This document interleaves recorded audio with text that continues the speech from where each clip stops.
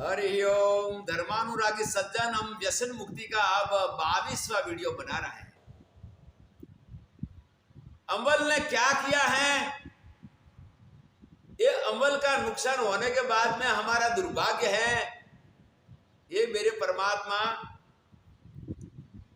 राजनीति शास्त्र धर्म शास्त्र का ज्ञाता थे, उन्होंने इसके बारे में कुछ कहा नहीं।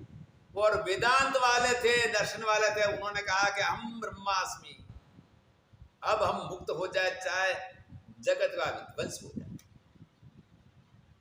आज हम बता रहे हैं, ये देवगिरी के राजा रामचंद्र देव, सर्वप्रथम अलाउद्दीन खिलजी ने लश्कर लेके जाने पर उन्होंने संधि किया था। तो उनके पुत्र जो थे शंकर देव ने वहां कहा कि ये मुझे मंजूर नहीं है। अलाउद्दीन से वहां पर युद्ध किया, युद्ध में हार गए, दोबारा संधि किया। दोबारा संधि करने के बाद में बहुत सारा धन देने के बाद में वो शांति हो गई। इसके बाद में अब मलिक काफूर फिर देवगिरी के ऊपर चढ़ाई करता है। मलिक काफूर देवगिरी के ऊपर चढ़ाई करने बाद अब गाबड़ कूड़ा गल गया, जोरा दखना लाग्या दन्ना।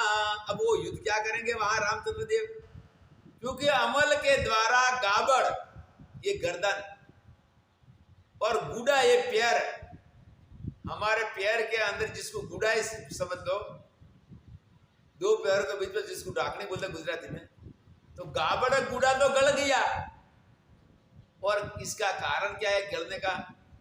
अमल, कि जरा अमल ना लगेगा, दखन लाग्या दन्ना। और कहने वाला भी नहीं मिला कि 2 बार आपका पराजय हुआ है राजा, अब तो अमल छोड़ो। कि नहीं, एक कैसे छूटेगा, चाहे भोजन न मिले कुछ न मिले, लेकिन अमल तो हमारा अंतिम श्वास तक मिले। आसपास में अमल इतना फैल गया, अमल अमल अमल। और कवियों ने भी वहां अमल की प्रशंसा करने में और अमल का नशा करने में कोई कमी नहीं रहेगा। सरस्वती उनकी जीवा उनके दिल में थी, जन्म से वो देवी पुत्र थे। लेकिन ये बात है कि इस चीज के गुण और धर्म को, इसके लक्षण प्रमाण अब हम वस्तुस्थिति को अच्छी तरह जान नहीं पाए। और एक अमृत समझकर जहर का सेवन करने से आगे क्या दशा होती है। काफूर ने दोबारा देवगिरी पर हमला किया तो वहां अमल खाने वाले कैसे प्रतिकार करेंगे। प्रथम राजा रतन सिंह जी अपना सैन्य के साथ में युद्ध में शहीद हो गए। जहां से चित्तौड़ का युद्ध में एक वापस नहीं आया। और महारानी पद्मावती राजमाताओं के साथ में, छोटी बच्चियों के साथ में चिता में जोहार किया। कुछ लोग 16,000 बता रहे हैं, अब संख्या निर्धारित नहीं है। और राजमहल के अंदर छोटा बच्चा भी नहीं बचा। अलाउद्दीन खिलजी जब वापस आ रहा है तब भी वहां पर पद्मावती की कोई तस्वीर इसको वहां पर मिली, कुछ नहीं मिला। राज मिला, निराश हो गया, क्योंकि इसका वहां पर एक ही लक्ष्य था कि पद्मावती को प्राप्त करना। पद्मावती जोहार किया और इतना महान विनाश हुआ है। तो अमल कसुबा और बोतल, क्योंकि अमल कसुबा और बोतल वाले केवल गाबड़ और गुड़ा गल गया। वो क्या युद्ध करेंगे, क्या शासन करेंगे, क्या वैज्ञानिक बनकर संशोधन करेंगे। ऐसा महान विनाश वहां हुआ, वैसा यहां हुआ। रामचंद्र देव जी वहां अमल को बुरी चीज है ये कहने वाला कोई नहीं मिला। तो आखिरी में उनको फिर दोबारा युद्ध में हार गए और आत्मसमर्पण किया गया। हे भगवान, अब हम हार गए, अब हमें जीवत दान दीजिए। जीवत दान देने के बाद में लेने के लिए काफूर उनको दिल्ली ले जा रहा है कि हमारा बादशाह देंगे। अब आत्मसमर्पण करने के बाद में राजा को सम्मान पूर्वक दिल्ली ले गए। उन्होंने भी राजनीति बताया कि राजा को सम्मान इसलिए देना है, इसके पास संपत्ति भी ले ले, सत्ता भी ले ले, लेकिन इसका प्रयोग कोई अच्छे कार्य में करेगा हमारे लाभ के लिए। राजा को 7 महीने तक वहां दिल्ली में रखा, बहुत मान दिया। और एक किया कि ऐसा करो, हम आपको एक छोटा सा सूबा देते हैं। तो गुजरात का नवसारी एरिया, नवसारी એટલે वलसाड जिला में नवसारी आता है, इतना राज आपको हम और देते हैं। हमारा राज बहुत बड़ा है, आपका राज भी रहेगा, लेकिन शर्त ये रहे। बोलिए क्या है? जहां जहां हम युद्ध करते हैं वहां युद्ध के अंदर आपको सेना लेके आना होगा। कैसी कठोर शर्त! सेना लेके आना होगा, इसीलिए कि आप हिंदू हैं और हिंदुओं की नस्ल को जानते हैं। हिंदुओं की नस्ल को जानते हैं तो हिंदुओं का भेद को जानने के लिए हिंदू जरूरी है,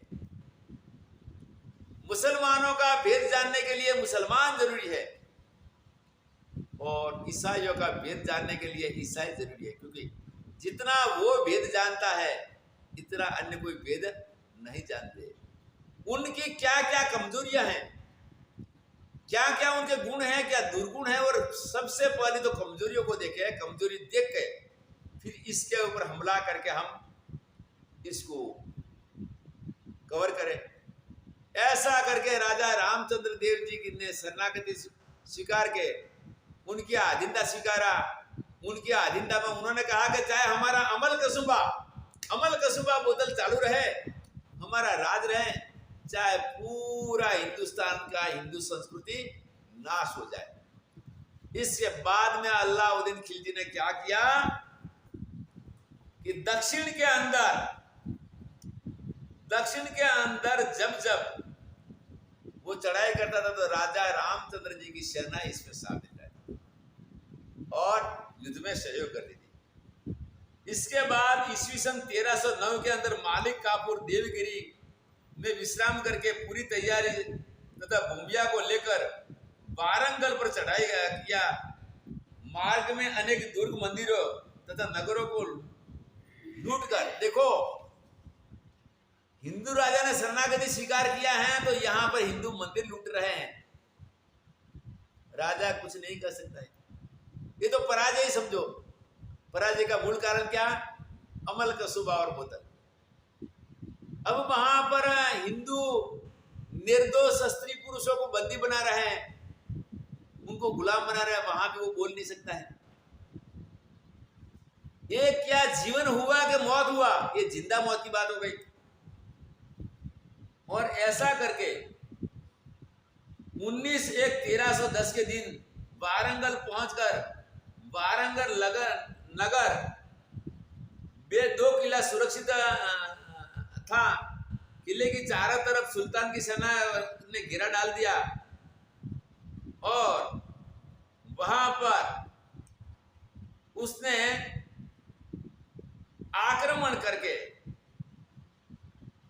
वो वहां पर मुस्लिम सरदार लागड़ी व उतावल में युद्ध नहीं करते थे, पर पूरा व्यू बनाकर समझपूर्वक की लड़ाई करके इसने वहां पर भी विजय प्राप्त कर दिया।